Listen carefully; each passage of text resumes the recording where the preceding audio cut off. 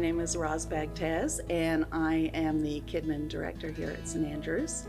I was diagnosed with MDD, which is major depressive disorder, in my mid-20s. Looking back now, I think it had probably been going on for a long time. Difficult teenage years, struggling in school, days when it was hard to get out of bed. But when I was that age, depression wasn't even talked about. So I had no idea what was going on. Anyway, I was diagnosed in my mid-20s, and at that time, went to therapy and met a great doctor who could help me find the treatment that was right for me. So I have been on medication. I'm very happy that I'm on it. It has really helped me in a lot of ways. I would also consider myself what is known as a functioning depressive. That is not a clinical term. It's just kind of a buzzword that's used. So basically, depression comes in many forms, and it can be extremely severe. It can be on the milder side. Most people, when you think of depression, you think of someone who's crying all the time, can't get out of bed, can't go to work. And I've always been able to get up and go to work and do my job and be a mom. But there were days when my first thought in the morning was, when can I come back to bed? That's just where I want to be. And there are times in my life where that has been the case. Through therapy and through the medication that I use, I have found that I am now in a really healthy period of my life. So at my last church, I started a group for people struggling with depression and anxiety. And I remember someone coming up to me and saying, "Your name's in the bulletin." And I was like, regarding? And they were like, "It says you've struggled with depression. Did you really want that in the bulletin?" And I said, "Yeah, I am not ashamed of this." And I think it helps people in the church to know that someone maybe in a leadership position has dealt with this and is doing okay. I think one of the big stigmas, going to church is you look around and everybody seems like they have it together. People are smiling and happy, and I'm smiling and I'm happy, and most of the time I really am. But that can hide a lot of things. I believe to be truly in relationship with people, you have to be vulnerable. You have to let them know what is going on in your life. And I don't know if you can have an authentic relationship with someone until that kind of thing comes out. And when it does, I think you can really be in strong relationship with people, and often they'll say, "Wow, I'm dealing with that too. I thought I was the only one." So you are not the only one. We know the statistics show the rate of depression in this country and around the world, and we're living in a stressful world these days. So I just wanted to share a little bit about my story. I'm good. I'm happy when I say hey to you. I mean it. I'm smiling. I'm looking forward to seeing you. But things are going on that sometimes people don't see, and it's really important just to be open and honest about that in our relationships.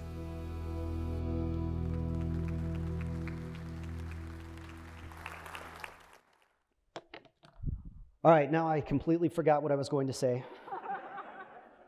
Everything from here on out is going to be entirely made up. I apologize.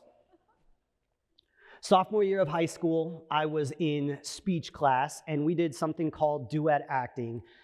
Anybody who's been in speech in Nebraska has seen duet acting, and the basic idea is that there's two people who are performing some kind of short drama.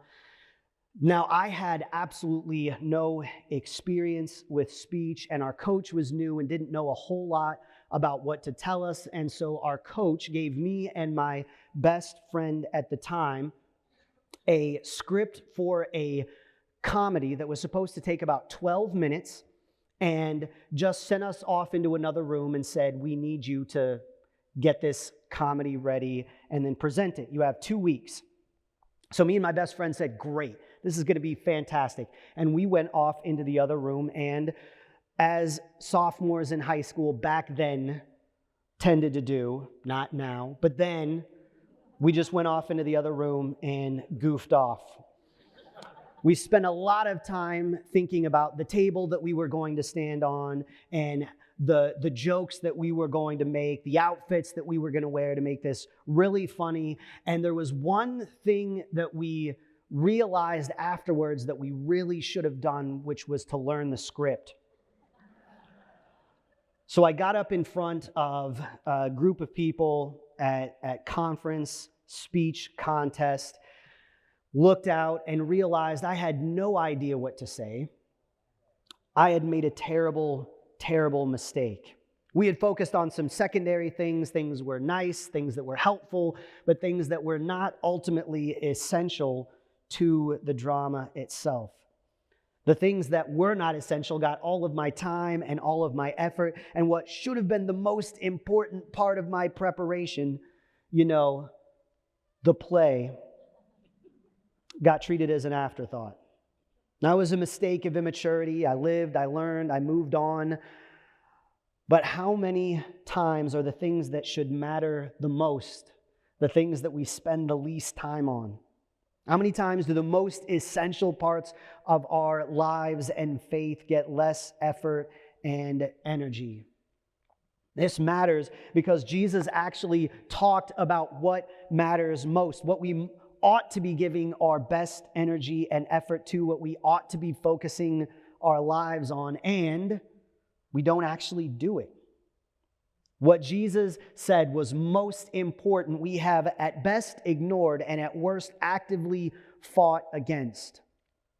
We're going to be in Mark chapter 12, starting with verse 28, if you want to turn there with me. Mark chapter 12, starting with verse 28. One of the scribes came near and heard them disputing with one another. And seeing that he answered them well, he asked him, "Which commandment is the first of all?" Jesus answered, "The first is, 'Hear, O Israel, the Lord our God, the Lord is one. You shall love the Lord your God with all your heart and with all your soul and with all your mind and with all your strength. And the second is this, you shall love your neighbor as yourself. There is no other commandment greater than these." May God bless the reading and hearing of just a portion of God's word. Now, we can debate a little bit about what exactly each of these parts means, about what it means to love God with our heart and our soul and our mind and our strength, and what exactly Jesus was talking about when he said heart versus mind and strength versus soul. But the significant thing is that Jesus was emphasizing loving God with every single part of us, loving God with our whole selves. This means loving God with our knowing and our doing. This also means loving God with our thinking and our feeling, with all of us. No part of us left out or excluded. And we have often excluded loving God with our hearts. And loving God with our hearts means we need to learn about how exactly our hearts work. Now, why does it sound so out of the ordinary to talk about this? Why has loving God with our hearts been pushed out to the fringes of our life and our faith? Well, I think there are decent reasons for it. First, we focus so much on our minds. We focus so much on knowing the right things about God, about believing the right things about God. And if we make it past that, we focus on doing things, on helping people, on serving those around us, and those are good and important things. Loving God with our minds, loving God with our strength, those are not things we should ignore. But those have become all we focus on, and we neglect our hearts. And I know that we neglect our hearts because when people talk about what is Christianity about, okay, I know nobody actually asks you that question. But when we try to explain the hope that is in us, the faith that we have, we tend to go in two directions. First, we talk about what we believe. These are the things we believe to be true. We talk about the creed. And secondly, we talk about what we do. We talk about our practices. We talk about going to church. We talk about praying. But what we rarely talk about, what we rarely think about, is what it might actually mean to love God with our whole selves, to consider who and what we are becoming because of our faith and our tradition. Loving God with our hearts means learning about, understanding our hearts. So the idea that our hearts, our emotions, our feelings might be something that God cares about, something that is even an integral part of our faith life, there often just isn't room for it, much less a recognition that that kind of internal alignment and energy, that kind of loving God with our hearts, gives us the resources to be able to believe and to do what God would have us believe and do, so that we might become the kind of people that we are called to be. And worse than that benign neglect in parts of Christianity and in parts of our culture, our emotions, our feelings are treated as though they are something that we should be suspicious of. Something that we should not just set aside as less important, but something that we should actively struggle against. I mean, if you've been on the internet for more than 5 minutes, you've seen the memes about what people say you can do with your feelings, right? I can't say that from the pulpit because I'm not Nadia Bowles-Weber. But there are folks who believe that this is a Christian attitude, and we occasionally use Scripture to justify it, which is always what we do when we want God to sanction our prejudices. But in order to do that, we have to actively ignore the thing that Jesus actually said about loving God with our hearts. And so what does it mean to love God with our hearts? It means loving God with our social relationships. It means loving God with our emotional selves. And it necessitates first having an awareness, having a shared vocabulary around how exactly our hearts, how exactly our emotions, how exactly our feelings work. Now, this is uncomfortable for us to talk about. I know that occasionally we haven't had good models for how we talk about our emotions, and so sometimes we struggle. I don't know how many of you grew up in places and times when they told you it was actually better not to think about or deal with your emotions at all. I don't know how many of you have had some version of this conversation that Hank from King of the Hill had with Luann. I'm going to put on my very best Hank Hill voice for just a moment and attempt this. There was a conversation that Hank Hill had where he was talking with his niece Luann and talking about how she was responding to this bad thing that had happened. And he said, "Luann, sometimes life throws you a curveball. Now there's two ways you can deal with it. You can cry, and that's the path you've chosen. Or you cannot cry, and instead of letting it out, try just holding it in. Every time you have a feeling, just stick it into a little pit inside your stomach and never let it out." And so then Luann asks if that's supposed to hurt. And Hank says, "Yes, that's natural. The body doesn't want to swallow its emotions. But you go ahead and put that pain inside your stomach too." And Luann says, "I think it's working, Uncle Hank. I feel sick, but not sad." Now, I don't know if you have had some version of that conversation somewhere in your past with or without the Missouri / Texas accent done poorly. But if we're not good at talking about it, sometimes it's because we're not even good at recognizing it. We've had these conversations where people tell us, "Really, I don't want to hear that. I don't want to see that." The best thing that you can do with that is not let the people around you see it. And so there was a fascinating way of talking about this that I saw a few years ago. I don't know if you all have seen the movie Inside Out. Have you seen the movie Inside Out? Okay, good. I'm not entirely having to explain this. So for copyright reasons, this morning we're going to be talking about definitely not Inside Out. So in this movie, we visualize the main character's head as though it were almost like the inside of a spaceship or a cockpit. And each character has 5 emotions in their head, which for copyright purposes we're going to call happiness, slight discomfort, furiousness, scaredness, and you, David. Those are going to be our 5 emotions. Each expressing themselves and occasionally vying for control. Each of them driving the ship occasionally, right?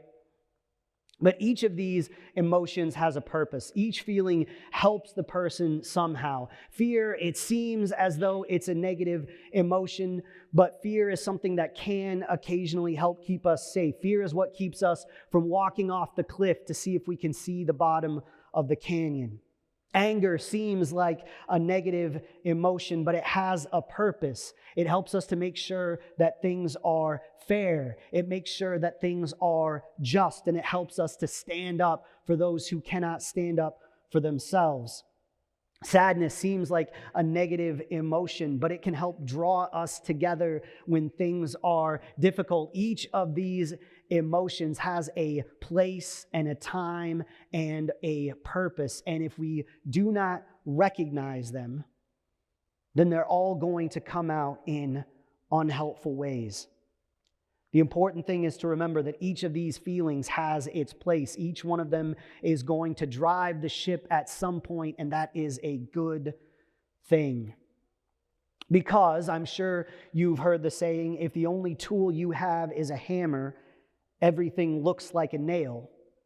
If the only emotional tool we have is anger, everything looks like something that we need to be angry about. These are tools that we can use to understand what is going on with us and what is going on in the world around us. Loving God with our hearts means we have to understand our hearts well. So how can we recenter loving God with our hearts? How can we make this a more central part of our life and faith again? First, we do this just by bringing this into our community and talking about it. Pretending like this is not an essential or important part of our lives. Pretending like we are just brains on sticks, walking around and thinking without real, rich, deep, emotional lives.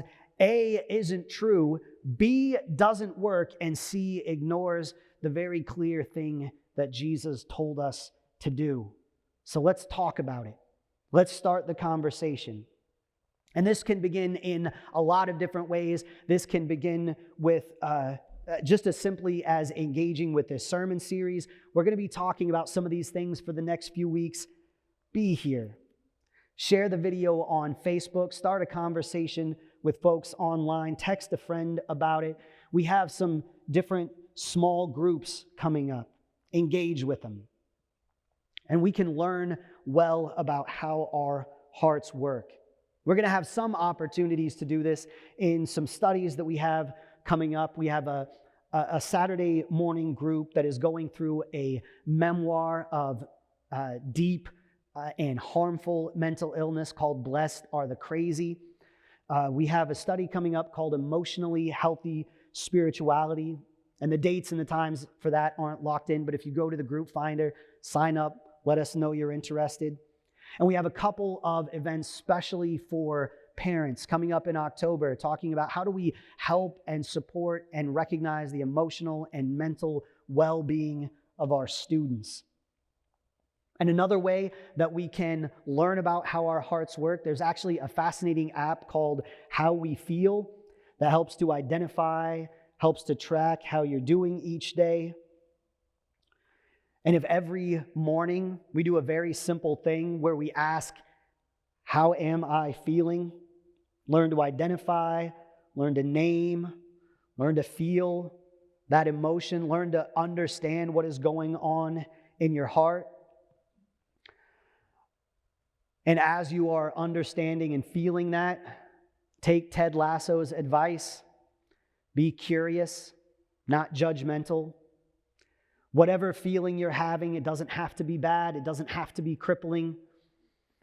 Again, this is not talking about folks dealing with serious mental and emotional illness. This is just most of us learning a skill that we didn't necessarily get taught as we were growing up. Be curious, not judgmental about what you're feeling. And last, we can just commit to loving God with our whole lives. We can commit to loving God with our mind. We can commit to loving God with our soul. We can commit to loving God with our strength. And we can commit to doing the work, to loving God with our hearts. There's a pastor from New York named Pete Scazzaro, and he had been successful from all apparent indications. He knew all the right things. He did all the right things. On the outside, he appeared to be a success, and he was engaged in such good work for the transformation of the world that he did not pay attention to what was going on inside of him. He didn't pay attention to his heart, and he burned out. He lost his passion for what he was doing. He lost some of his intimate family relationships, and he hurt those around him and himself deeply.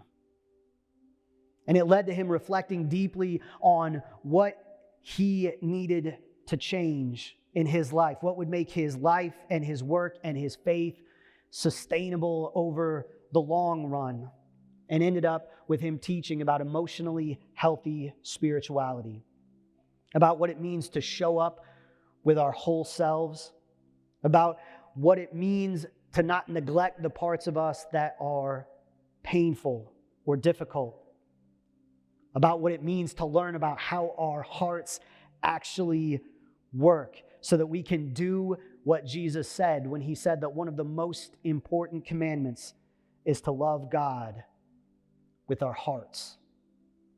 Would you pray with me? Good and gracious God, we thank you for this day.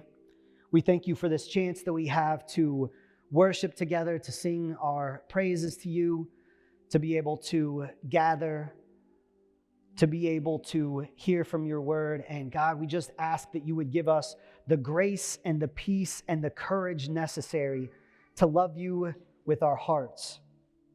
We ask that you would help to facilitate, help to start good conversations in and through our community, that we would be able to show up with our whole selves so that we can love you and those around us more fully.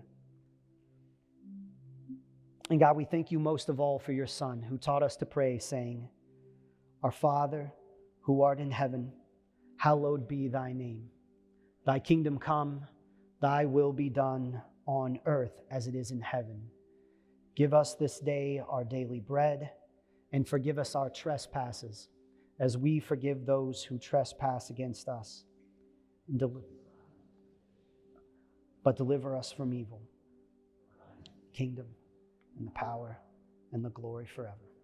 Amen. Amen.